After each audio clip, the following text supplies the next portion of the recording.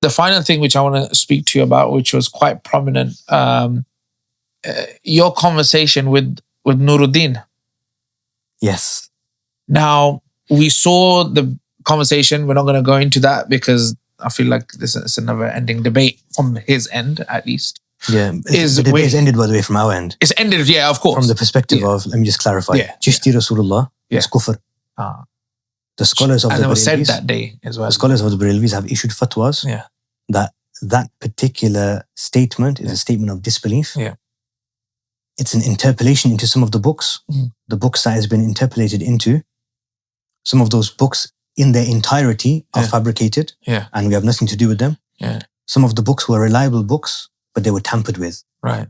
And if people have praised those books, they have praised those books before those statements were put into them. Right. And if anyone has defended that statement, then we do not agree with such an individual. Now, obviously the fatwa, the individual in that conversation said that it's too late, and then he retracted later on. He said, I didn't mean that, or I shouldn't have said that, it was too late. Yeah. What I wanted to say was that the fatwa is inconsequential and it hasn't had a big enough consequence on the ground. Right. But that's, again, completely false. And if you were to be sincere and unbiased, you can't provide a single Barelvi Sunni institute or official fatwa or official declaration of creed which saying Chishti Rasulullah is okay. He sounds very anti-Barelvi now, because I feel like when I say anti-Barelvi, I retract that actually. He sounds very anti-Imam Ahmad Raza Khan. Yes. Because he doesn't respectfully say Imam Ahmad Raza Khan. He says, Ahmad Raza Khan said this. Yeah. Ahmad Raza Khan said this. No, it's very dangerous. It's very dangerous because if you look at the scholarly output of the Imam, if you look at how the ulama throughout the world honored him and respected him, not just in India, not just in Bareli Sharif, not just in Pakistan, all over the world. Arab world, everywhere. If you look at the Mujaddideen, how they spoke of him, al-Imam al-Nabhani, rahimahullah, more recent history, if you look at Muhaddith al-Haramain, Shaykh Muhammad bin Alawi al-Maliki, rahimahullah, if you look at the mashayikh, senior mashayikh who are living today across the world, and they read his works, they honor and respect him and regard him as a mujaddid, a reviver of the deen, a reviver of Islam. And speaking ill of any Muslim behind their back is a major sin. And if someone is speaking about the ulama, the scholars of the deen, this is even more dangerous. Especially if you're jumping to conclusions, you're doing su'ul zan, you're basically looking for the worst possible way of interpreting any particular page. And there's a guy there who is supposedly translating from Urdu to English when he can't read Urdu. The guy, and this is not an attack, this is not an insult, this is an objective fact. The guy cannot read one page of Urdu from Fatawa Rizawiyah. The guy who's sitting on those podcasts and making those videos, he cannot read a single page of Fatawa Rizawiyah in Urdu correctly. And if I'm wrong, then do it. Read one page in Urdu. Top to bottom. Top to bottom. Just read it. Don't translate it, just read it. You can't. Yeah. In the passages that he's read, he's making mistakes in Urdu. He can't pronounce the words. He doesn't know what the words say properly. So then the translations, which are obviously not translated, but they're obviously AI translations or internet or Google translations, you're not qualified to be speaking on that because you don't know the context. You can't read the text properly. You can't translate it properly. It'll be like me getting someone in China to translate Noorud-deen's podcast into Chinese, and then someone in China saying, Chinese scholar, then starting to put rulings on them. You can't do that. You can't do that. So what's happening is that they're going into the books of Imam Ahmad Raza Khan, rahimahullah, and saying this is a fabrication, this is disrespectful, this is that, and then having sound bites and then repeating those sound bites like Chishti Rasulullah. Where Chishti Rasulullah, Barelvis believe in Chishti Rasulullah, Barelvis believe in Chishti Rasulullah. And the way they're framing it now is that Imam Ahmad Raza Khan, rahimahullah, praised a book which is called Sab'a Sanabil, which is by one of the senior awliya. And that particular book contains a story that says Chishti Rasulullah, and therefore he's approving of Chishti Rasulullah. Because he praised the book. Despite the fact that he himself, Yeah. in his fatwa, has clearly said, if somebody says about anybody else Rasulullah, it's kufr. His students have written fatwa on the exact phrase Chishti Rasulullah saying it's kufr. Imam Ahmad Raza Khan rahimahullah was one of the earliest scholars to refute Mirza Qadiani. He has, I think, 5 or 6 independent works refuting Mirza Qadiani. He was one of the earliest to do takfir of Mirza Qadiani. Oh. Imam Ahmad Raza Khan rahimahullah ta'ala's son was one of the first scholars to write in against Mirza Qadiani. Okay. So with all of that context, and with the fact that Imam Ahmad Raza Khan rahimahullah also says that particularly with the Chishti silsila, there were a lot of books that were fabricated. Right. Because the Chishtis, they were not authors. Chishtis were people of suhbah, people of zawq, people of zikr. They didn't write books. That wasn't their field. So there are certain books which have been completely invented and ascribed to the awliya of the Chishti silsila. Right. Which the books never existed. Right. So to say that Imam Ahmad Raza Khan approves of Sabah Sanabil and Sabah Sanabil contains Chishti Rasulullah and therefore he approves of Chishti Rasulullah is very, very lazy academically because your premises are flawed. The Sabah Sanabil that Imam Ahmad Raza Khan praised, did that contain Chishti Rasulullah in it?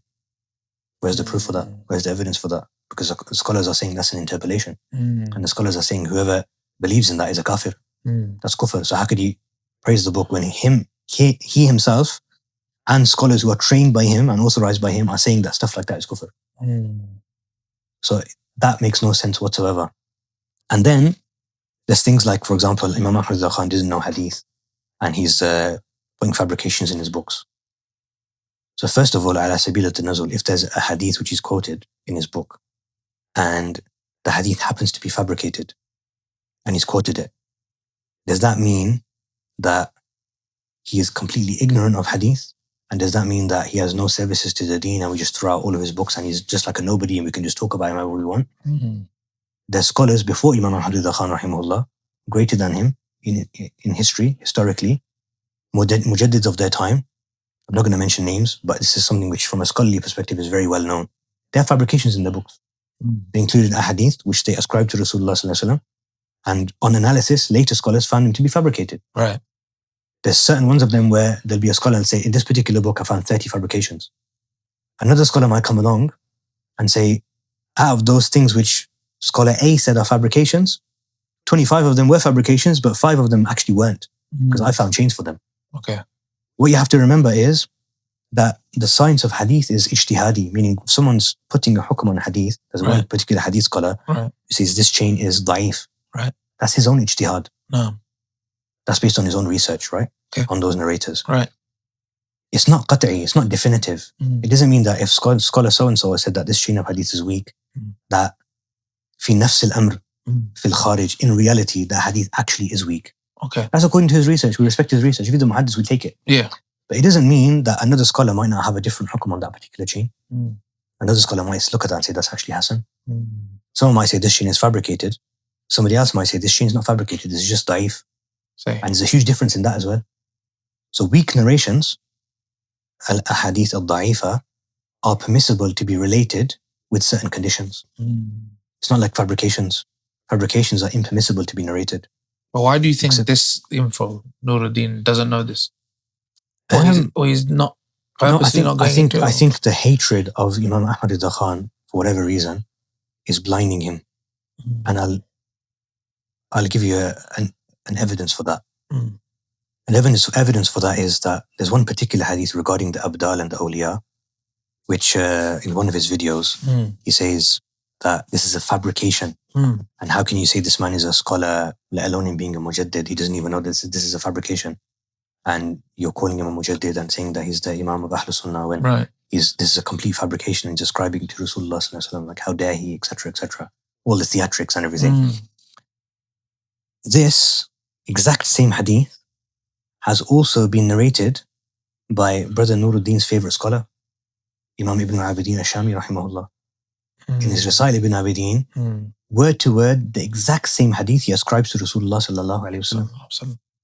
In Rasail ibn Abidin, Imam ibn Abidin has a risala regarding the isbat of the awliya, the tabaqat of the awliya, and the abdal of Sham, and the awtad and aghwath, and these are different terminologies that are used for different ranks of awliya. Right. So he defends the awliya and this terminology, and he narrates the exact same hadith that Imam Ahmad Raza Khan narrated in al-Fatawa Ridwiyah. But I haven't seen Brother Noorud-deen make a video and say, Ibn Abidin Shami didn't know what he was doing. He didn't even know this was a fabrication. Like, what kind of scholar is he? How can you call him Imam? He's not an authority. Throw all his books away. Right. So if you're going to play that card, play it fair then, basically. There's double standards there. There's double standards. Imam Ahmad Raza Khan, rahimahullah, was a phenomenal hadith scholar. A phenomenal hadith scholar, without any shadow of a doubt. He has written works on ulum al-hadith, which scholars all over the world have praised so highly. For example, his work on weak hadiths and the parameters of weak hadith, where they can be used and where they can't, and all of that. Al-Hadi al-Kaf, Hukm al-Di'af, is like a well-recognized authoritative work on that subject. Okay. People who are scholars of hadith know that work. No. The scholars of Al-Azhar have said that Al-Imam Ahmad Raza Khan, rahimahullah, was the founder of the science of ilm al-takhrij. Ilm al-takhrij is the science of how to reference a hadith and how to extract a hadith from their original sources. So this was something which was found in previous generations. Scholars spoke about the science of takhrij, but there was no individual textbook separately written on this subject. It was a subject that was written in different, like there was different content of that subject scattered throughout, dotted about in different books of ulum al-hadith and mustalah al-hadith. There was a scholar, a Moroccan scholar, who claimed to be the first one to have written a book on this subject. Just after, we're talking probably 50, 80 years ago maybe. So he wasn't aware of Al-Hazrat's book. Okay. Al-Rawd al-Bahij fi Adab al-Takhrij, I think the name is. So that was the book of Imam Ahmad Raza Khan, rahimahullah. So the scholars in Al-Azhar, particular scholar, there's a clip of his as well on YouTube, where he says that this Moroccan scholar claimed to be the first one to write a textbook on this science. And it wasn't a false claim from his perspective, because from his perspective, he was the first one to. He wasn't aware of it. Yeah, he wasn't aware that in such and such year, he quotes the year, Al-Imam Ahmad Raza Khan, rahimahullah, al-Barelwi, al-Hindi, he had written a book on this subject called Al-Rawd al-Bahij many years before this Moroccan scholar. Allah. And he was actually the wadi of that ilm. Subhanallah. So the standing of Imam Ahmad Raza Khan, rahimahullah, in ilm al-hadith, and just generally, if he's asked a question, for example, he was asked a question regarding Durood Taj, As-Salatu Tajiyya. So this is a salah which originated in Yemen from the Habaib, in which the Prophet ﷺ is described as Dafi' al-Bala. Dafi' al-Bala, yeah. So again, people seem to be confused as, who's Ahlul Sunnah, Barelvis or Deobandis. So I'm not talking about the masses, I'm talking about the public. I'm saying if you look at academically, As-Salatu Tajiyya contains the love of the Prophet ﷺ and the attachment and the praise of Rasulullah ﷺ, which is unanimously accepted by Orthodox Sunni Islam. And it doesn't originate from the subcontinent. Right. So if you want to just kind of make a judgment and you want to see, okay, which side of the fence are these two groups on, you can see that if someone's calling that shirk, like if you're calling the Prophet Dafi' al-Bala, the repeller of calamities, what kind of people will call that shirk? Would they be Wahhabi or would they be Sufi? Wahhabi, right? Yeah. So if you to ask that question, is it Sufis who are going to say that's shirk? If you say the Prophet repels calamities, that's shirk. Would Sufi say that? Would Wahhabi say that? Wahhabis would say that, right? And who would defend that and say, no, that's our expression of love for the Prophet ﷺ. And he is the repeller of calamities by the will of Allah. By the will of Allah. He's not independently. He's not a partner of Allah in doing that. But he has been bestowed with that attribute by Allah subhanahu wa ta'ala. And he does it with the will of Allah subhanahu wa ta'ala. Who would say that? Sufis, right? Yeah, of course. So if you look at historically, the Deobandi said that Durood Taj is shirk. They said it's haram to read Durood Taj. And they said that it's shirk. If you read that, you're going to be out of the folds of Islam. Because if you commit shirk, that means that you've worshipped someone besides Allah. Besides Allah. That means you've worshipped Rasulullah sallallahu alaihi wasallam and taken him as a god. which means you're not Muslim anymore, right? Yeah. Whereas the Barelwis, يعني al-Imam Ahmad Raza Khan rahimahullah, he wrote an entire book, Al-Amn wal-Ula, لناعية المصطفى بدافع البلاء. Subhanallah. Safety and elevation for the one who describes the Prophet ﷺ as dafi' al-bala. He's defending Ahlul Sunnah. Yeah. He's defending the Sufiya.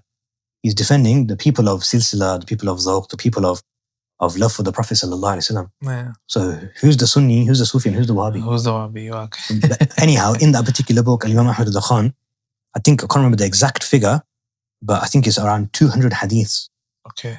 that he quotes. But it's a huge number. Like you would think, if you're defending something, if you give 5 hadiths as proof, that's sufficient. But Imam Ahmad Raza Khan rahimahullah was an encyclopedic scholar. Yeah. This is before ChatGPT and Maktaba Shamila and search engines. This is when he's taking it directly from books. Yeah. And he's quoting a hadith after hadith after hadith with references. And if he's bringing one hadith from a particular book, he'll tell you that this hadith is narrated by Sayyidina Jabir radiyallahu anhu, and by Sayyidina Anas radiyallahu anhu, and by Sayyidina Abdullah bin Abbas radiyallahu anhu.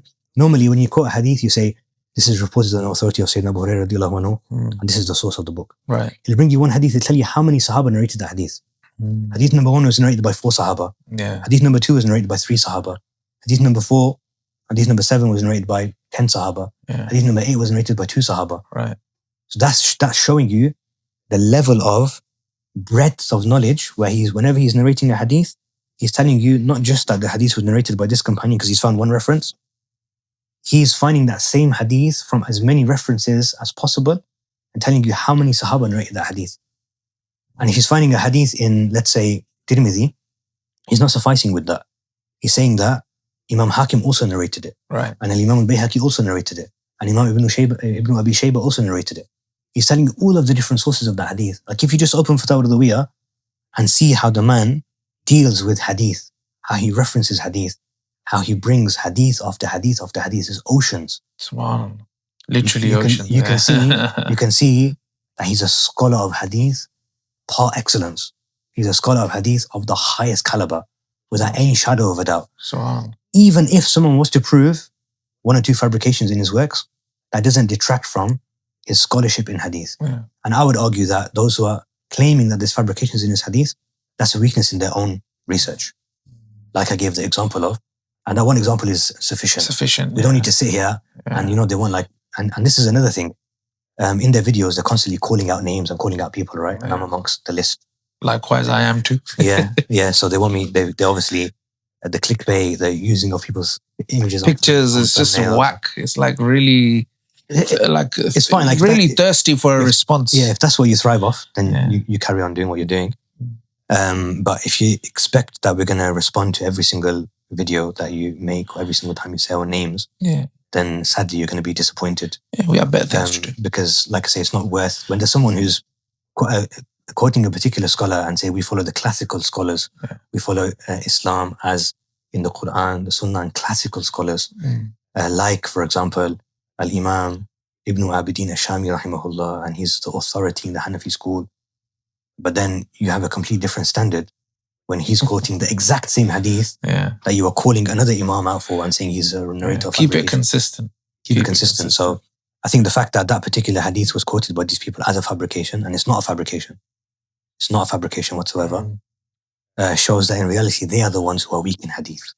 And they are the ones who need to go and study ulum al-hadith again. Indeed. And gain more depth into the science of hadith. Another strange thing is that when they call me out, apparently they keep saying that Mubeen Raza is supposedly a muhaddith of the Barelwis and he's an expert of hadith, and I've never claimed that. I don't think anybody can show a poster with my name on it where I've been as a muhaddith. I've never laid any claim to being anything other than a student of knowledge. So I don't know who's told them that or where they've got that from. But anyhow, as a student of hadith, I can categorically tell you that their objections against Imam Ahmad Raza Khan rahimahullah are unfounded. And maybe, just not as a response to them, maybe one day I might do an analysis of one of the chains. Wow. Just to show. Yeah, just to show. It might be worth it because obviously there are on one of them, I mean, just to give you like a glimpse, on one of them, text that he's reading on the page, he puts up he actually misconstrues the exact text that he's quoting. So he quotes the text of one of the muhaddithin regarding one of these chains. Right. And the text that he's put up on the screen, he's actually translating it wrong and understanding it completely wrong. Like the Imam saying something else And he's saying in the text, something and he's saying something completely different. So maybe we'll point that out. But the idea is that this back and forth, it doesn't give benefit to the awam. Yeah, of course. It doesn't benefit. It doesn't benefit the ummah. If you want to have a scholarly discussion, we can have a scholarly discussion. Yeah. And that's the other thing I would say, that he keeps saying in his videos about me, that he offered me out for a debate and I didn't respond, or that he wanted to have a conversation with me and that he was in communication with one of my students, and one of my students basically not interested. That's how he says it. Not interested. That's not the truth. So I'd like to take this opportunity to set the record straight. That's not what happened. What actually happened was, after our brief exchange in Al-Hira Masjid on the stairs, which went viral, there was a discussion between one of my students and him. At the time, I was teaching in an institute in Luton. Okay. I said, look, this is my institute and this is where I teach. This is where I am. I'm here from 8 till 4, Monday to Thursday. You're free to come at any time. We'll give you tea and biscuits. If it's lunchtime, we'll serve you lunch. We'll have a friendly discussion and we can discuss any masala that you want. No problem whatsoever. And it can be in a private setting. I won't have a crowd with me. I won't have a team of students with me. We'll just have just a chat. Because these things ideally should be resolved off camera. If you can resolve it off camera, then fine. If afterwards we can't and you feel like I'm so deviant, you need to make a video against me, you can. Yeah. You'll have the freedom to do so.